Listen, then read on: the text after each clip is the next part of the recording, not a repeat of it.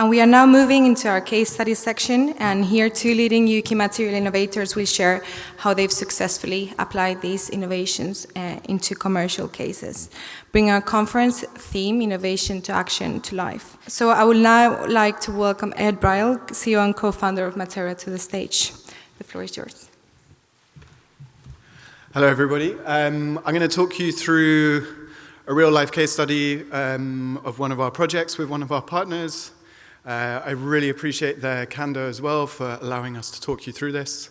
Materra, we're a regenerative supply chain builder and technology company. So what we essentially do is we help fashion brands reach their sustainable sourcing goals with cotton. Cotton is the main natural fiber in the world. It's almost a quarter of all textiles. And knowing the makeup of the UK fashion industry, I think we can all agree it's an incredibly critical fiber with sometimes a maligned reputation. I'll tell you why cotton is great more throughout this presentation. But the high-level numbers in terms of the impact we can have when we support farmers in their transition are significant reductions in GHGs. So if you have Scope 3 emissions reduction targets, we can help you communicate that. It can also really shore up water impact of your supply chain, which has been synonymous with cotton again.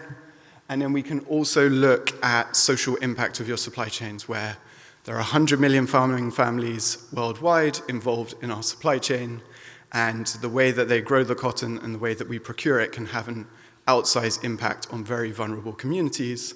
And it's an impact that brands, when they do things right, can really shout about and really build a strong reputation around. So we've been working with numerous different brands. EcoAlf were kind enough to participate in communication of our partnership. So I thought we could go through the story of how we work together, how we built up a supply chain initiative together, some of the things that went well, maybe some things that could be improved. And what I'd love for everyone to take away is maybe see how does this fit into your supply chain. There are different ways that we can work together, and I think there'll be things that might resonate or not, and I wouldn't take this as like the de facto playbook. This is just one instance, but obviously if you want to talk more about it, come find me later. All right, so we started discussions in 2023. Classic, just learning the language of a different organization. Lots of different brands operate and procure in different ways. So we initially started talking about goals and objectives, the sustainability journey of the company, as well as the way that they essentially design, procure their clothes. We quickly got to work, working with farmers on the ground, identifying a community that could be linked up to the supply chain, and essentially worked with the community on a bespoke program so they could adopt regenerative practices. Once the cotton was procured, Materra's work is essentially in the back end, digitizing that impact, collecting the data that you need for traceability. I know we've been hearing about the pressures that you're facing with upcoming legislation like DPP, certification, so verified third-party outcomes so that you can actually communicate this and report it against whatever ESG targets you have internally, but also then emissions factors for those that want to be more involved and have a deeper influence on the programs.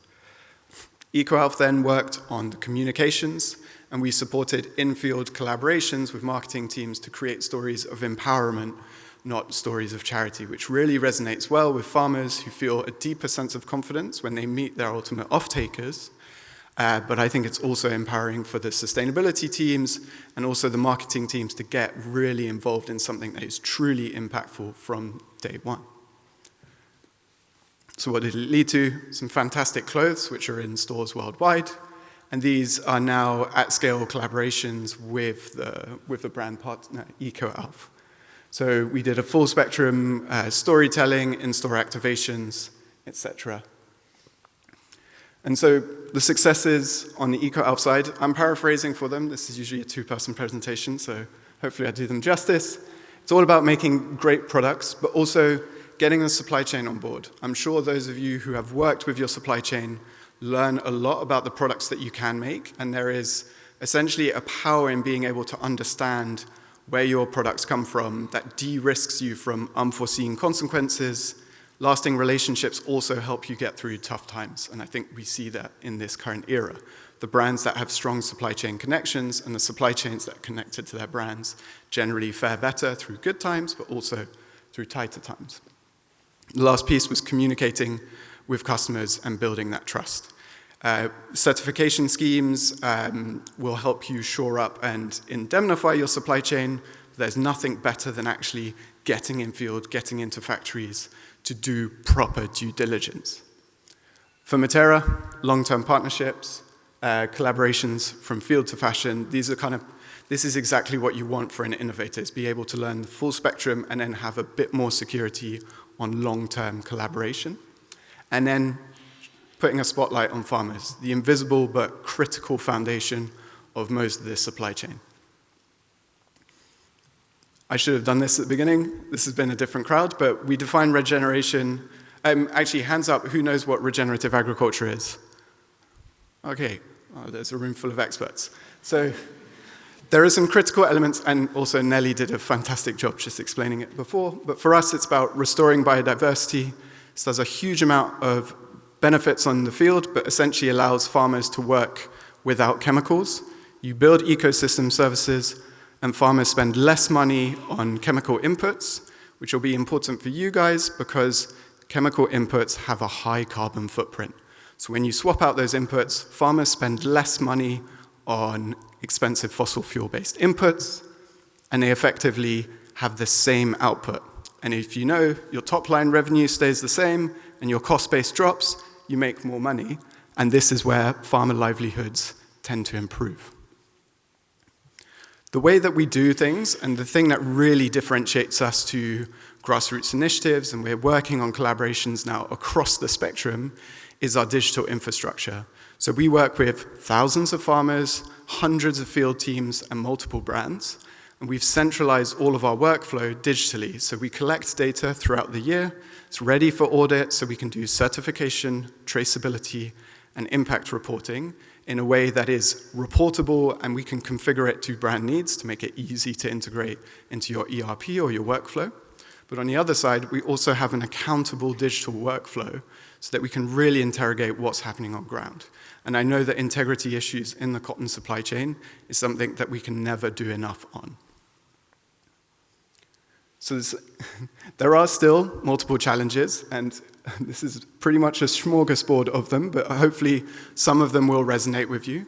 Sometimes the issue that we've seen, especially when it gets to really big brands, is talking different timescales. Farmers farm with nature, fashion brands work with seasonal calendars, and calibrating these timelines from the outset is very important if you want a direct supply chain.